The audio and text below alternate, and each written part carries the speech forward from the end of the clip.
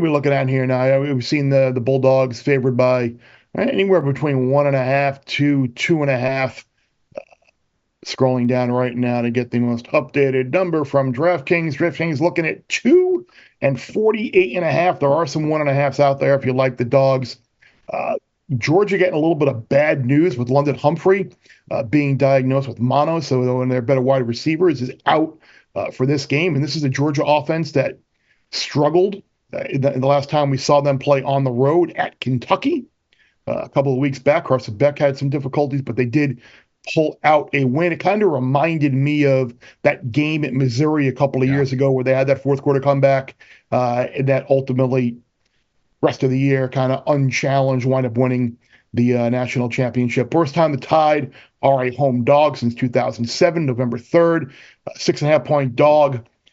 LSU wound up. Was that the overtime game? I'm trying to think. Was that the game was that the Saban homecoming game? What? No, wrong year. Not the 9-6 game? No, 2009-6 was the. I was there. 9-6 was 2011. I was at that 2007, game. 2007 was the weird, the LSU crazy year where they had the comeback. Les eating the grass where he lost track of the time against Auburn. Yeah. And then the other comebacks that they have throughout the year. So I got my years mistaken. A couple of years later was the Nick return game to Baton Rouge where they it was an overtime game. I think they beat LSU in overtime. I think John Parker Wilson might have got pushed in overtime, the original tush push. So anyway, I'm giving you an unofficial or an unofficial oral history of Bama LSU and the Nick Saban just returning to LSU Alabama era. But onto Saturday night. It feels like a lot of times in these games, Sammy, that when Georgia goes on a road against a ranked team, typically the defenses tend to have their way. Bama's been kind of boom or bust offensively. Really haven't been able to run the ball well, but they do got some big play wide receivers. I don't have a play in this game right now. Maybe I will by kickoff, but if you have made a play in this, or you have any initial thoughts there, Sammy? He looks great. You don't have to bet the biggest game on the board, Bear. We know that. Everybody knows it. Yeah. Sorry, I was muted. Well, Bear, as we know, you don't always have to bet the biggest game on the board, but I can tell you what my numbers say. Georgia 131, Alabama 128.5. So 2.5 points better on a neutral. How much is home field worth at Alabama? I think it's worth at least 4. So Bama maybe should be a favorite in this game per my numbers. I want to be careful there. Don't want to say the wrong thing again with my numbers. A lot of people are talking about the over.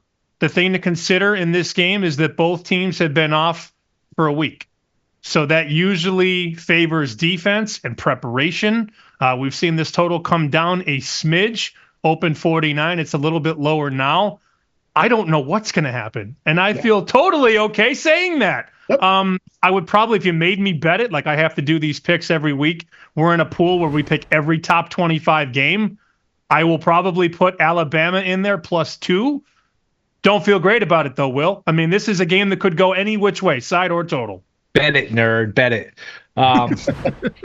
Yeah, you hit on something too, where it's like both these teams are off a bye. So you've got DeBoer with time to prepare. You got Smart with time to prepare. That adds a lot of intrigue to me. And I'm curious, and I'm not much of a betting split guy. I'm not a betting split guy at all, but I'll be interested to see what sort of the the quote unquote public side is, because how often do you get Bama at home getting points? But also flip side of the coin, how often do you get Georgia under a field goal? I tend to lean towards the Georgia under a field goal. Now, I know it's not the same team. They certainly miss Bowers. They miss McConkey. They don't have the same level of skill, same level of explosiveness. I've just seen too many awards with Bama. I don't know what to make of Bama yet. It feels like they are kind of caught in between the Saban era, not quite in the DeBoer era. The offensive line, I think the secondary. I watched a good part of that South Florida game. South Florida had guys wide open, all over the place. You can't take much against the Wisconsin game because Wisconsin was playing with a backup quarterback. I just think, and this is a little narrative-y, but Georgia probably comes into this game off a bad performance against Kentucky and off of last year with the idea that, hey, these guys ruined our chance at a three-peat. We could have repeated. We maybe should have three-peated. And look, I probably wouldn't have bet against them to do so. So I don't want an angry Georgia team. I don't want to fade an angry Georgia team. I'll take Georgia on the money line. Like Sammy said, you don't have to bet the biggest game on the board, but I do think Georgia has enough to sneak by. But man, what a game! Saturday night, Tuscaloosa. This will be a fun one to watch for sure, Bear. I don't have anything on this game, but I do think that the wild card is the Alabama team, as well mentioned. Like, we know what we're getting from Georgia, right? I think we pretty much know what we're getting from them. They have some injuries, though, that are concerned, right? Some offensive line injuries, some defensive line injuries. Those will matter in this game. But Kalen DeBoer, look, maybe I'm scarred from last season, the year before that. Like, he coaches well in big games. Just always has. He gets 2 weeks to prepare. Like, they'll have something for Georgia. It comes down to how Milroe plays, right? Is he dynamic with his arm? We know he can run, but can he throw the ball? If Georgia says, hey, we're not going to let you run the football, can you throw the ball? And then defensively, as you guys have mentioned, Alabama has had warts. They have not played an offense remotely close to what they're going to see this weekend. They've given up chunk plays. They've given up running. Like, so to me, it's Alabama as the wild card, right? Like, I just think if they've improved, I should say, during the bye, this could be Alabama's game. If they just sort of are what they are, from what we've seen the first 3 weeks, I think Georgia wins this game. But I would not bet against Kalen DeBoer in a big game like this. Bear Bets full episodes drop twice a week right here on the Bear Bets YouTube channel. Remember to subscribe to stay ahead of the odds, and let's celebrate all of our wins together.